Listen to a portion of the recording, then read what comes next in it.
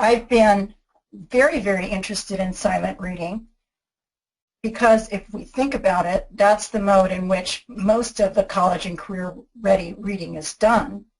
And it definitely is the manner in which we assess students with summative assessments. I want to be clear from the outset that when we're talking about silent reading rate with comprehension, we aren't talking about an effort to get kids at crazy high levels. What we're talking about, some of you don't remember the Evelyn Wood movement in the 1950s and 60s when it was claimed that people could read with just enormously fast rates. And you probably have heard the joke by Woody Allen saying, I read War and Peace in an evening and it was about war and peace. So that's not what we're talking about here. Students need to be able to be attending and monitoring and comprehending while they're reading silently, and we've long been waiting for a measure of silent reading fluency and comprehension, and this measure, I think, really achieves or fills the gap. Now, this measure has also allowed me to do some research and gain some insight into who the struggling or the striving readers are, especially in the middle grades and high school. I often hear teachers talking about high school kids and saying things like, I've got kids reading at the 3rd or 4th grade level. And I don't ever quite understand what that means. I don't know, does that mean that they can only read 3rd or 4th grade words, or what is it that happens when kids are silently reading? We haven't had, unless we're doing eye movements, and some of that work is also possible and helping to inform us. But this assessment, really getting into the results, has allowed me to ask and answer some questions. And so what I want to do to start out with here is to give you a scenario of what the typical American striving readers in the middle grades look like. So one of the things that we often don't talk about is that by the end of 3rd grade, the level of oral reading, word recognition accuracy is very, very high. So what I've got on the left here are students at the 50th, 25th, and 10th percentile. And what you're seeing is that by the end of 3rd grade, even the kids in the 10th percentile are reading higher than 90% with 90% accuracy. 90% is the level that Mari Clay from Reading Recovery is always given as a target.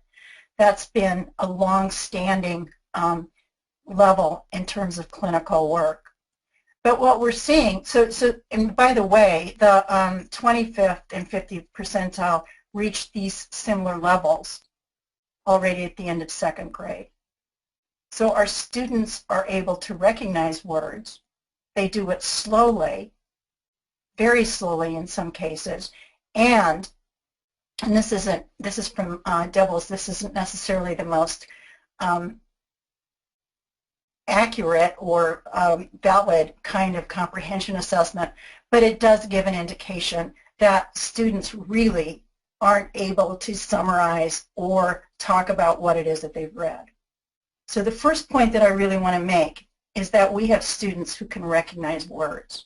A lot of our interventions focus on word recognition. Now, I'm not saying that they don't need to read more rapidly.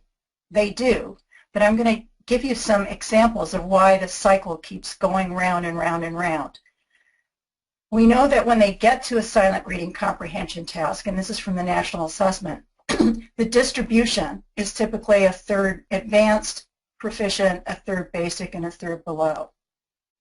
Okay, so when they actually are, and by the way, these are all, when I was talking about the Dibbles work here, this is all with grade level texts. And the Dibbles and the National Assessment have some very similar text levels. So when they get to silent reading, not just in the retelling from Dibbles, but also on the NAEP, they do poorly. Now, One of the things that this silent reading fluency measure that Mark talked about has allowed us to do is it's allowed us to look at the kids who are participating in this rapid reading or who are comprehending so poorly, and we know that they're actually reading very slowly. So one of the things that we've done recently is we gave them an online assessment that Mark showed you, and then we gave similar passages to them in a one-to-one setting with paper and pencil. And what you see here is that, and this includes kids who were reading very, very rapidly and without comprehension. All of these kids were poor comprehenders. But what you see is their rate goes down in the one-to-one setting, and their comprehension goes up substantially. What point am I making here? The point that I'm making is that when they absolutely need to, most of our students, and by the way, this was at 6th grade, can read. I mean, these were kids who, were classified as being very much in the category of striving readers. They can read, but the task is so tedious for them that when left in their own devices, they don't read. They engage in really dysfunctional kinds of behaviors. Now, I'm going to argue that one of the big reasons for this, excuse me for a minute, I have a case of asthma. One of the big reasons for this is that a lot of our students just aren't doing that much reading. So in a recent study as part of the Reading for Understanding, we see that in middle through high school classes, 15% of English language arts classes were actually spent in reading. That's actually probably not bad, but when we look at what that reading looked like, it turned out that only a small proportion of that reading, about 1.65 minutes a day, was actually spent silent reading. The bulk of the reading time was spent following along to either the teacher reading aloud or somebody else in the class reading aloud. That's a very hard way to get better at silent reading. So what we see then is this scenario that Mark described for you, where we have on the left-hand side, we have a group of kids, and I'm counting now the moderate comprehension students are the ones that were getting 9 to 11 on this assessment. The assessment is that this comprehension, I mean, 11 might be okay, but 9 and 10 already is a moderate level of comprehension. So I've classified those, and again, this is a profile of a 6th grade cohort from the large-scale assessment that Mark described.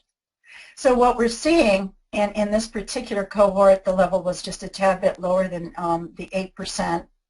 It was actually 5%, and we see another 5% that is reading very slowly. These kids just keep going at the same rate, even when they're not comprehending, which is kind of an interesting phenomenon.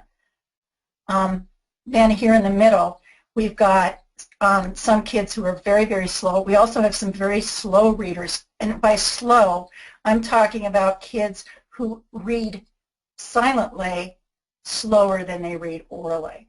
So they're actually reading very, very slow. Some of those kids are comprehending, others have moderate comprehension. But I want to talk about, because I know many of you are asking, what kinds of things can we do about this? I'm saying that this new measure allows us to get a profile of what students look like. I think for middle schoolers and high school students, knowing how you're reading silently is a really important piece of information. At this point, this is a measure for middle school kids, so I'm actually saying being aware of these patterns I think are important. There are some other things that I'm going to suggest that we can do. I think this issue, I call it stamina. Boy, I keep jumping back to that slide for some reason. I'm calling it an issue of stamina. Stamina, being willing to stay with the task, even when the text is hard, is the biggest obstacle that we have right now in terms of achieving standards in reading. So I want to give you 3 ideas for how we can respond to this situation. One I've alluded to, and that is with middle school kids and middle graders, kids in grades 3, 4, 5, we need to have conversations with them about this pattern and helping them to recognize, you know, these are the words in the text, and this is a short passage up here in this corner that I'm pointing to from the Park assessment, one of the trial passages. And the yellow words are words that are very, very frequent in English, written English. The purple words are less frequent. I've actually created a crib sheet for teachers called Talking Points for Teachers to just give you some modeling for how we can have conversations with students.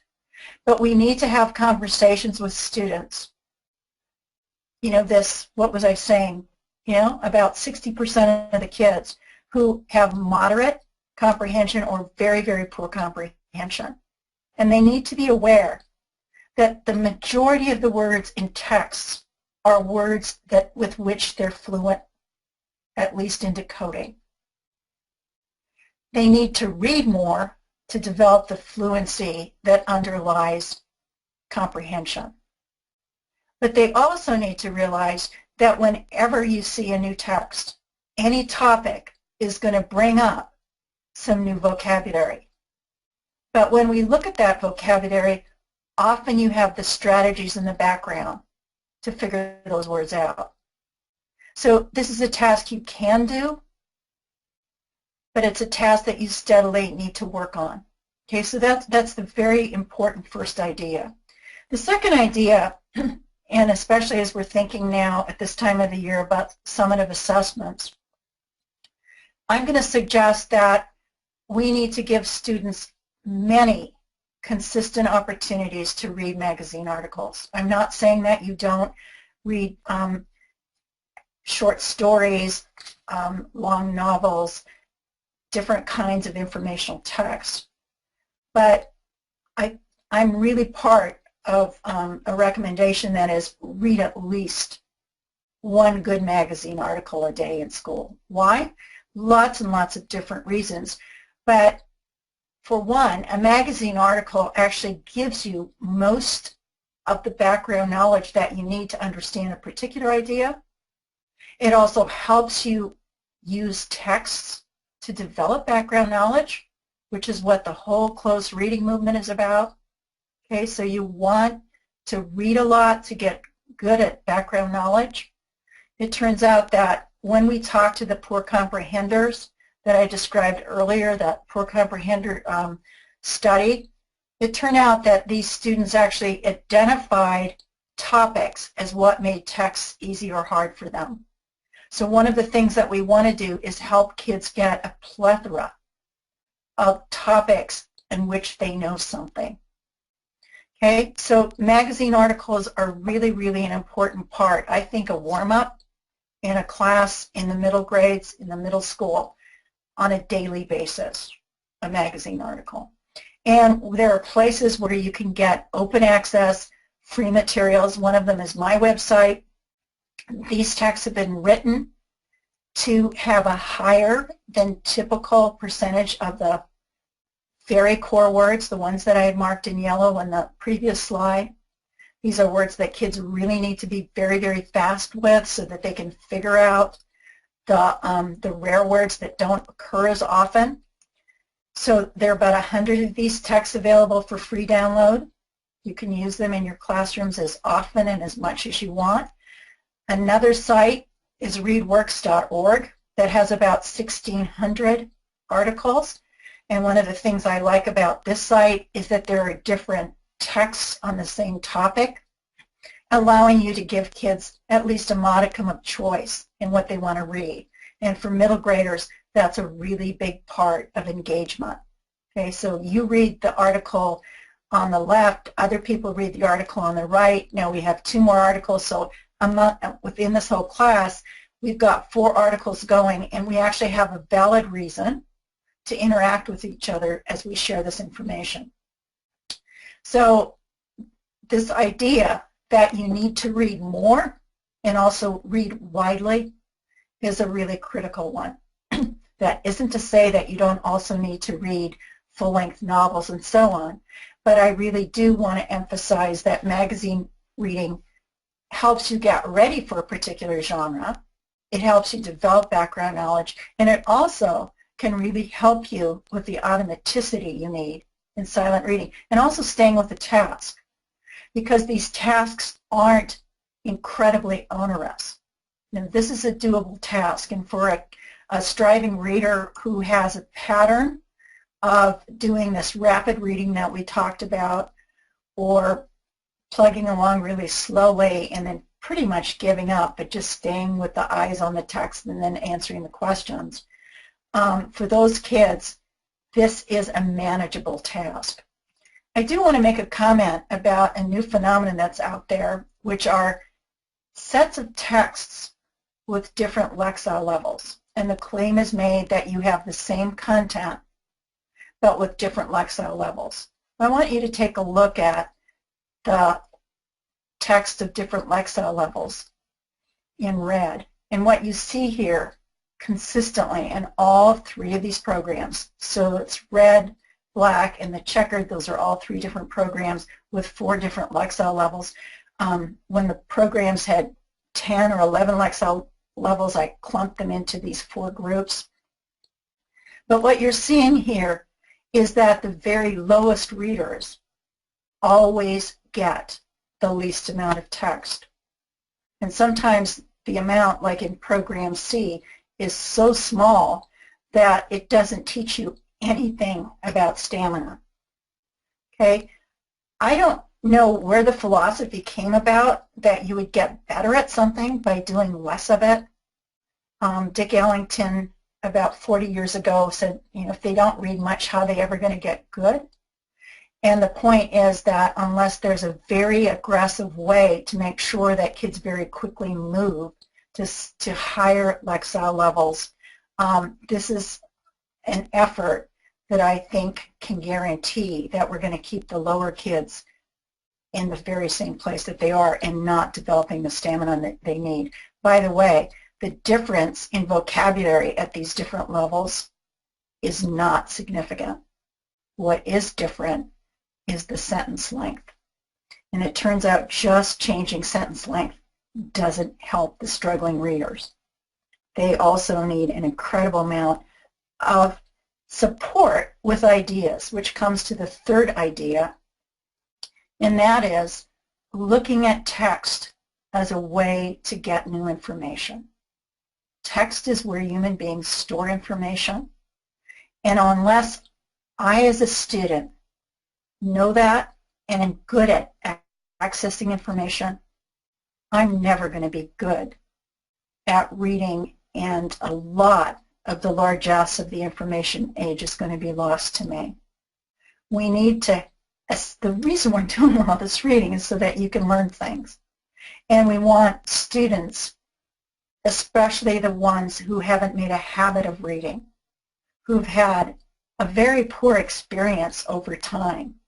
We want them to see what it is that they can learn from texts.